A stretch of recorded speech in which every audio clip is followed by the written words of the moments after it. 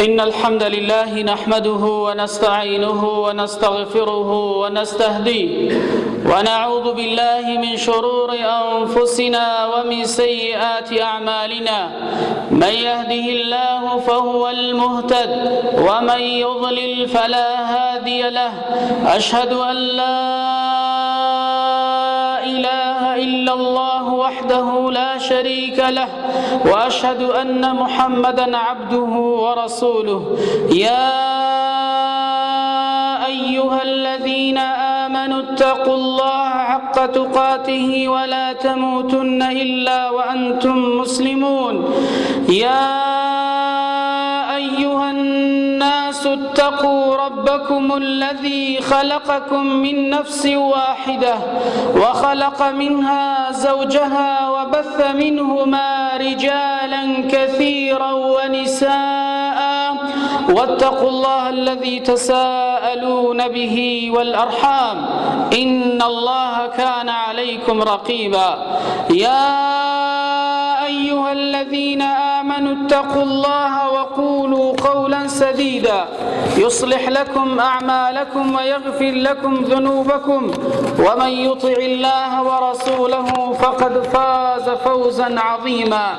أما بعد فإن أصدق الحديث كتاب الله وخير الهدي هدي محمد صلى الله عليه وسلم وشر الأمور محدثاتها وكل محدثة بدعة وكل بدعة ضلالة وكل ضلالة في النار ثم أما بعد بەڵێ مسلمانانی بەڕێز و خۆشەویست ئەی شوێن کەوتوانی پەیامی بەرزی پیرۆزی ئیسلام هەڵگرانی کەلیمەی تەوحیدی لا إله إلا الله محمد رسول الله سلامی خوای پەروەردیگارتان لێبێ لە وتارەدا دەچینە خزمەت کۆمەلە ئاەتێک و فەرموودەیەک بۆ ئەوەی زیاتر بەهرەمەند بین کە کەسی ئیماندار خاوەن چە ئاکار و مەوقیفێک بی لە سەردەمی فیتنە و قەیراندا بەڵێ یەکێک لەو ئاکار و ئەخلاق و ڕەوشتیانەی کەوا پێویستە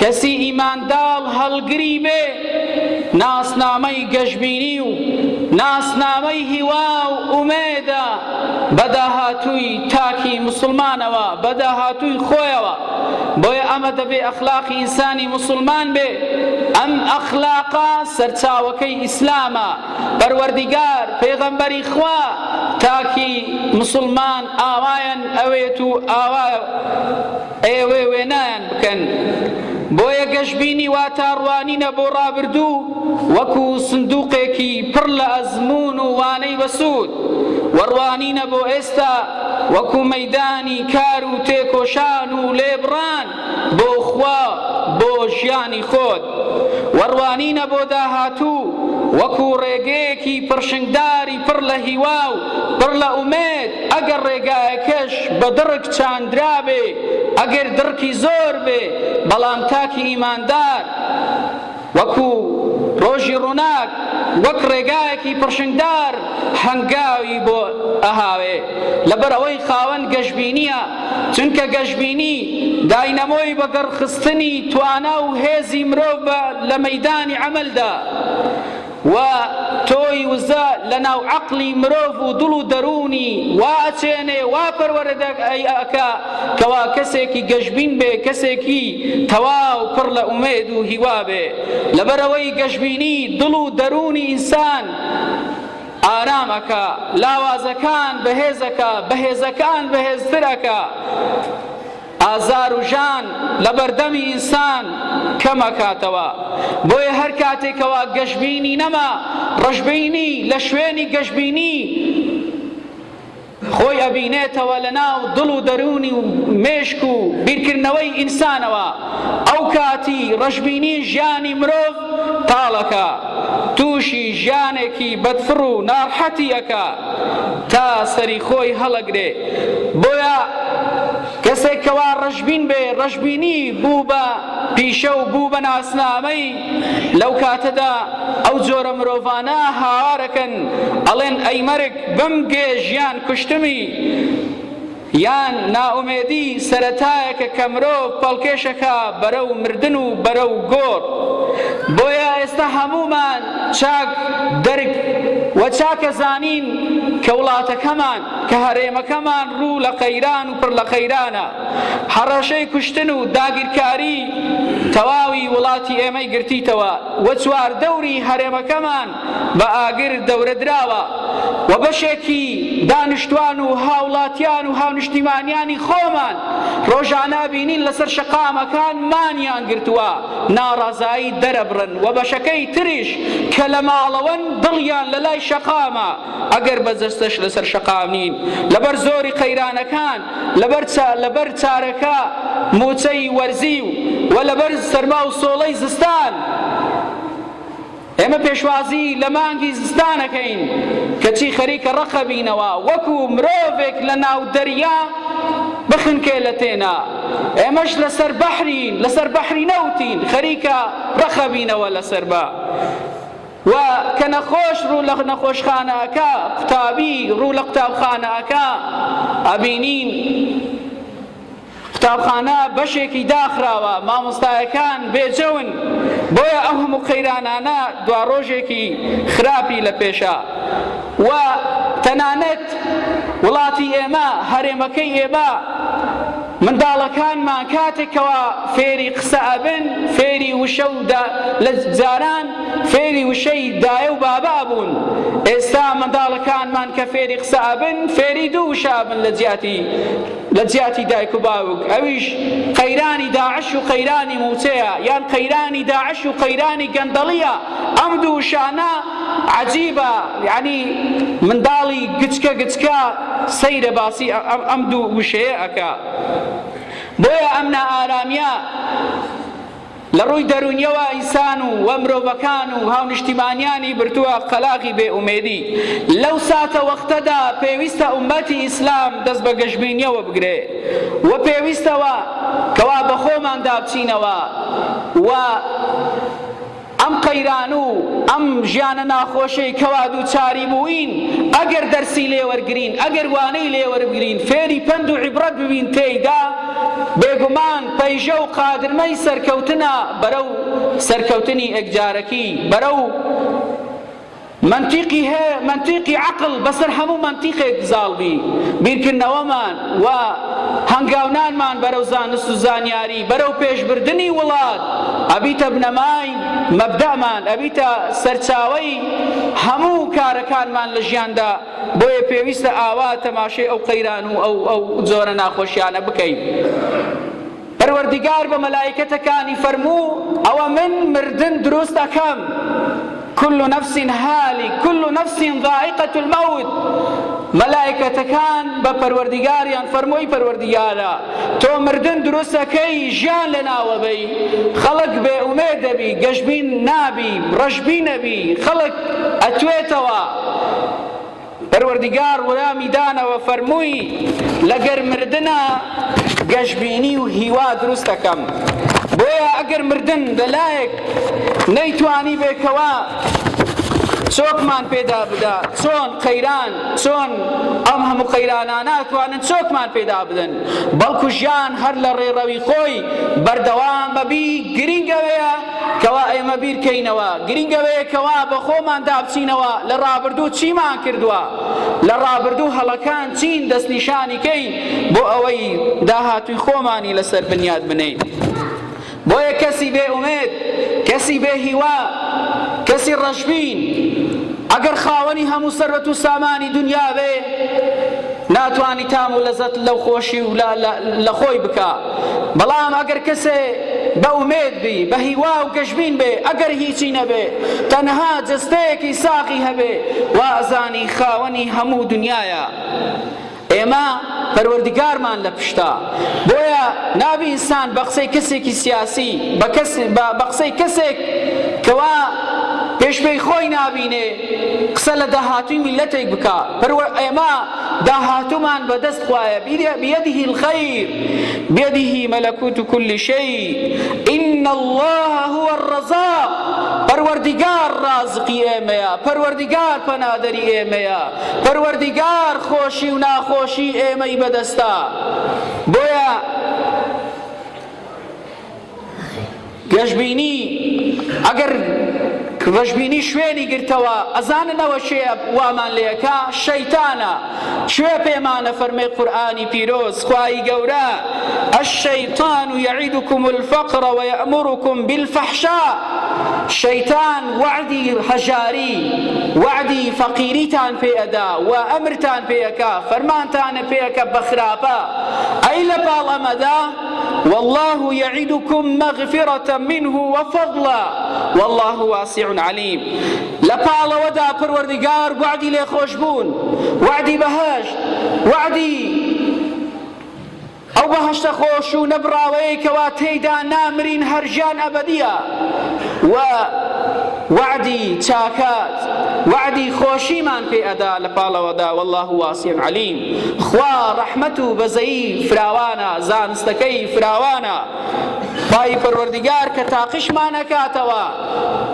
ناڵێ من ڕزق و ڕۆزیتان لەسەر ئەبڕم و نەقسی من الأموال تەنها لێتان کەمەکەمەوە بەوە پەروەردگار ئێمە تاقی ئەکاتەوە بەڵام شەیتان وعدی هەژاریمان پێ ئەدا بۆیە بەهێزترین چەکی شەیتان کە ئومەتی پێ بڕوخێنێ چەکی هەژاریە ئەو چەکەیە کە هەژاریەکە لە ناو دڵ و دەرونی ئینسان دروستی ئەکا بەرەو نائومێدی ئەبا بۆیە قەیرانەکان دەبێت دروستمان کەن نابێ بمان ڕوخێنێن دەبێ حاڵیمان بکەن نەوەک بێ ئومێد و بێ ئەمەلمان بکەن بۆیە ئەمە کۆی قەیرانەکان دەبێ وای تێ بکەین کەوا ژانی لەدایکبوونی سەرکەوتنی ئێکجارەکیە ژانی گەڕانەوەی عەدالەت و دادپەروەریە ئاعطی كل ذی حق حقا بۆ ئەوەی کەوا هەموو کەس بە ماف و بە ئیمتیازاتی خۆی بکا ئەشعەریەکان لە ئێمەنەوە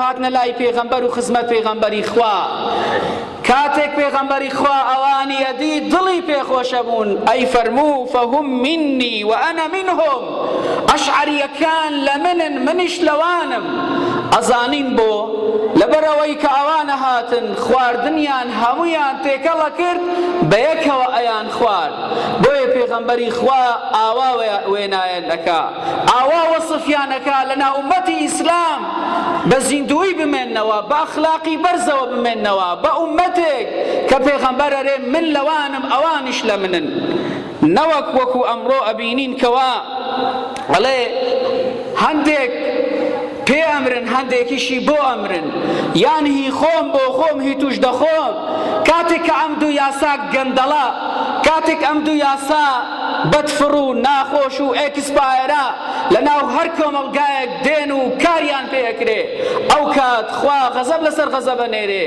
بۆ ئەوەی بگەڕێنەوە ئەگەر نەشگەڕێنەوە خوا بە هیلاکەدا ئەو ئومەتەی بۆیە لە کاتی هەزەمات و قەیران خوای پەروەردگار لە قورئان پێمان دەڵێ وەقولوا للناس حوسنا قسەی جوان بکەن با ڕەفتار و قسەتان جوان بێ بە ئەمەل بێ بە هیوا بێ بە گەشببینیەوە بڕوانن ئەگەر لەناو قەیران و تەنگە و ناخۆشیدا بن لەبەرەوەی پێغەمبەری خوا ئەفەرمێ کە حەدیسەکە قودسیە پەروەردگار ئەفەرمێ أنا عند ظن عبدي بي إن ظن بي خيرا فله وإن ظن شرا فله من لشويني قماني بندكمم أجر قماني تاكي بيبردم تاكي بودهن مري أجر قماني خرابي بيبردم خرابي دهن مري بو إنسان دبي لعمل لقصدا قجبين بي بو أوي بەو شێوەیە پەروەردگار مامەڵەی لەگەر بکە چونکە ئینسانی ئیماندار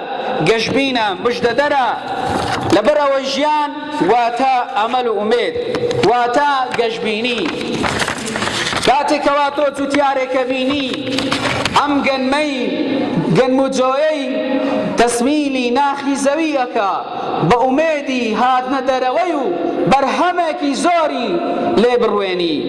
کاتێک قوتابی چەندی ساڵ 20 ساڵ تەمەنی خۆی تەرخانەکە بۆ خوێندن بە ئومێدی ئەوەی کەوا بگا بە دەرەجەیەکی بەرز و بە بڕوانامەیەکی بەرز لەو ڕێوە خزمەت بەخۆی و بەداهات و میلەتەکەی بکە.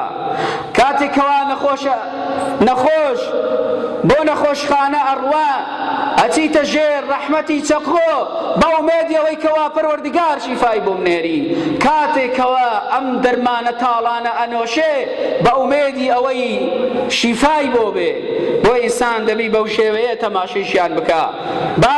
با گەشببینی لە ژیانی پێغەمبەری خواوە فێربین. ئەو کاتەی مژدەی پێغەمبەرایەتی پێ ئەدرێ بە معنای کەلیمە لە هەموو لایەنەکانی ژیان ئەو پێغەمبەرە ئازیزە ئازار ئەدرێ. وە پلانی تیرۆرکردن و لەناوبردن و کوشتنی ئەدرێ. چەندین جار لە دارالنەدوا لە پەرلەمانی قوڕەیش فەرمان و ئەمری تیرۆرکردنی پێغەمبەر ئەدرێ. لە شێوی ئەبوو تاڵیب حەسار ئەدرێت و حەساری اقتصادی لەسەرداهەندرێ بۆ ماوەی 3 ساڵ دەنگی منداڵەکان خەریک و ئەگەی بە ئاسمان لە برسان لەبەرەوەی بە هەموو شێوەیەک مامەڵە لەگەر کۆی ئەوانەی لە شێوی ئەبوو تاڵیب بوون نابە هیچ مامەڵەیەکیان لەگەر کرابە.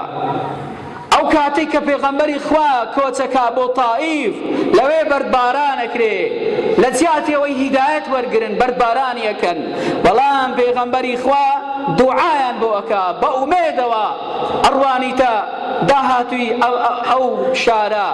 فعلەن ئەوان بوون بە کەسێکەوە بوون بە قەلغانی ئیسلام. ڕۆژێکیان شێخ مەعروفی کەرخی لە کەنار ڕووبارێک دەرز بە فەقێیەکانی ئەڵێ لە پاڵەوەدا کۆمەڵێک گەنج دەبڵ و تەهۆڵ لێ ئەدەن و شای ئەکەن گوناح ئەکەن. یەکێک لە قوتابیەکان نەفەرمێ قوربان ئەوانە ئیزعاجمانەکەن دوعایەکی خراپیان لێ بکە باڵە کۆڵمان ببنەوە. ئەویش دەست بەرسەکە بۆ ئاسمان ئەڵێ ئەی پەروەردیگارە چۆن ئێستا دڵیان خۆشە لە قیامەت و لە ئاخرەتدا ئاوا دڵیان خۆشکە.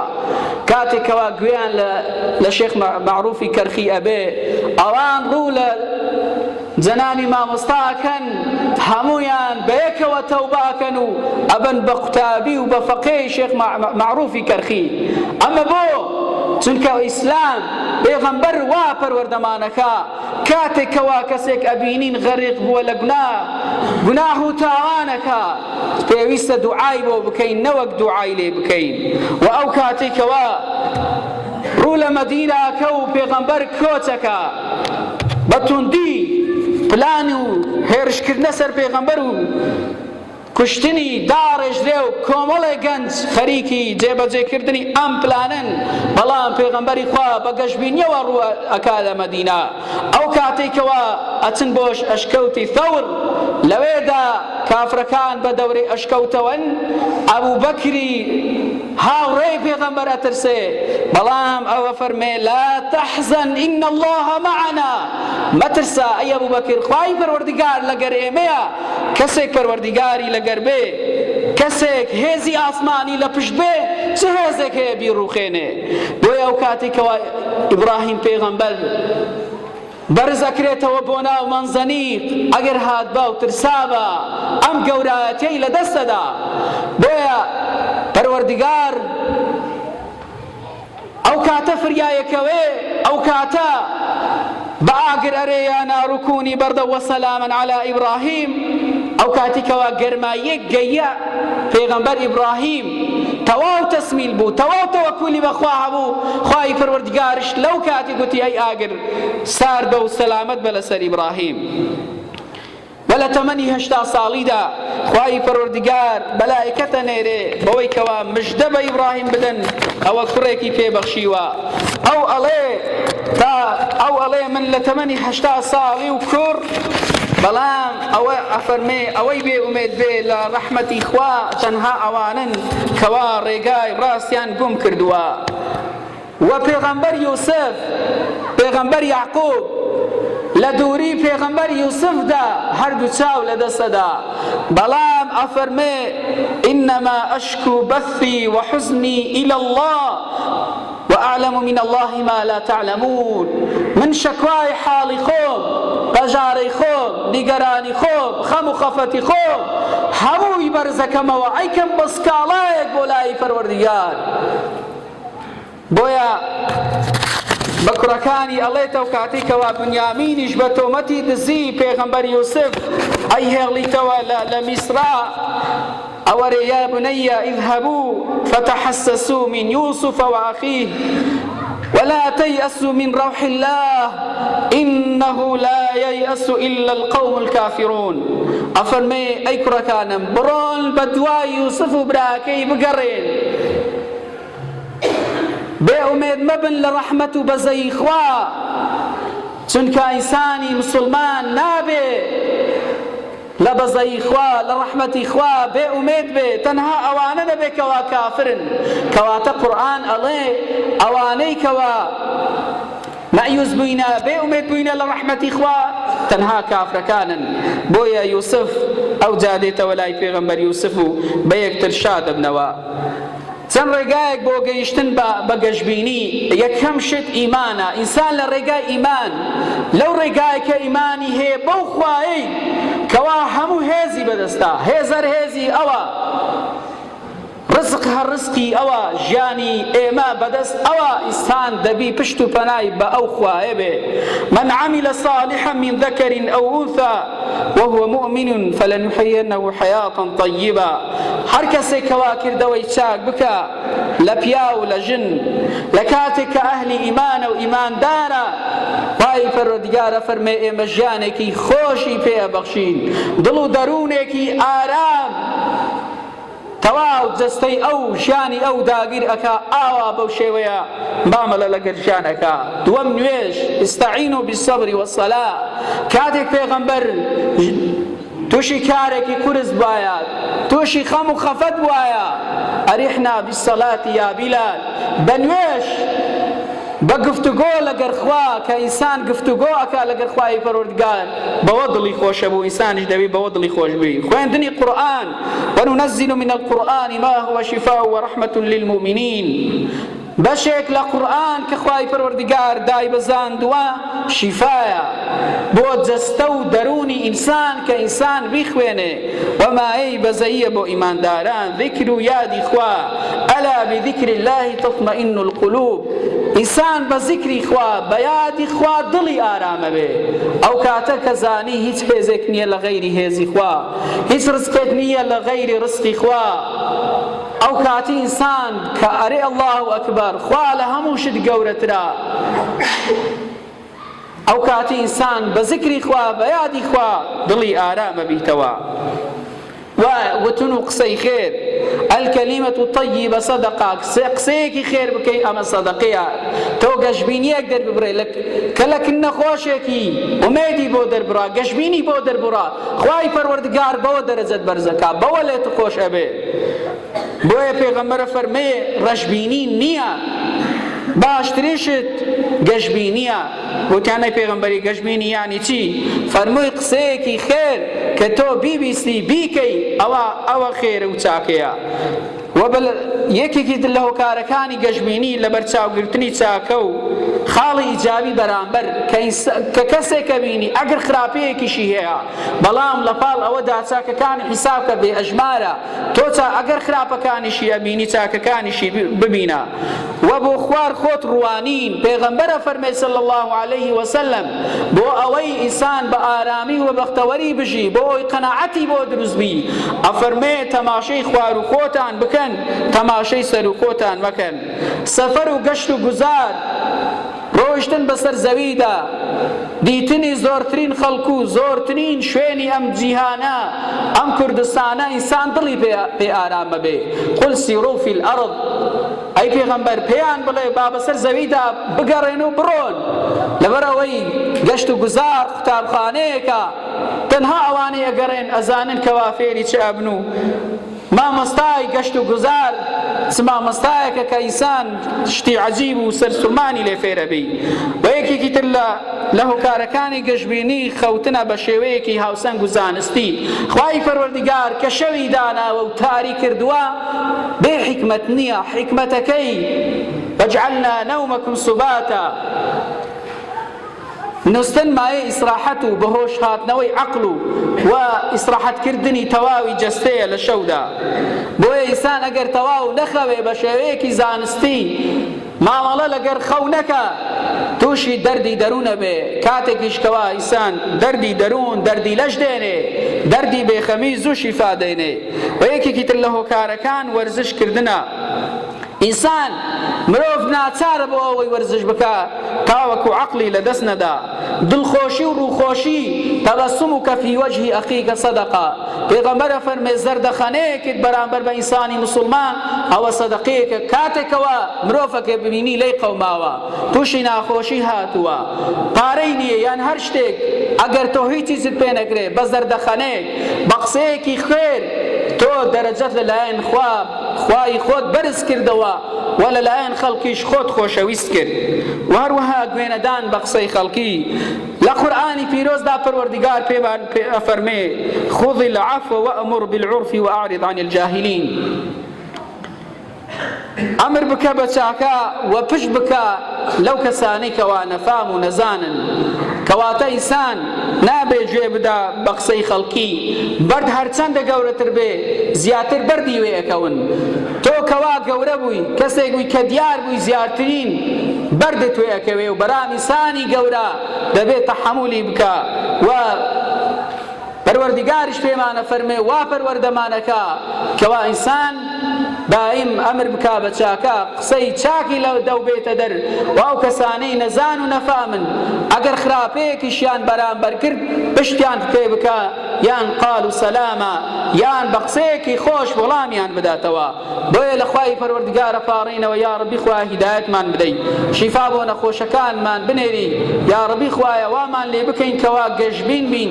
یا ڕەبی خوایە ئێمە بە گەشتبینی تەماشەی داهاتووی کوردستانمانەکەین. یا ڕەبی خوایە هەروە بیت و بە گەشتبینی بمان هێڵیەوە. یا ڕەبی خوایە ڕەحم بە هەژاران بکەیت. یا ڕەبی خوایە لە گوناحی مردوەکانمان خۆش بی، بە تایبەتی ئەو مردوانی کەوا لە تەنش مزگەوتەکەمان نەژداون. یا ڕەبی خوایە خاک و خەڵکی کوردستان بپارێزی لە دەستی دژمنان و ناحەزان.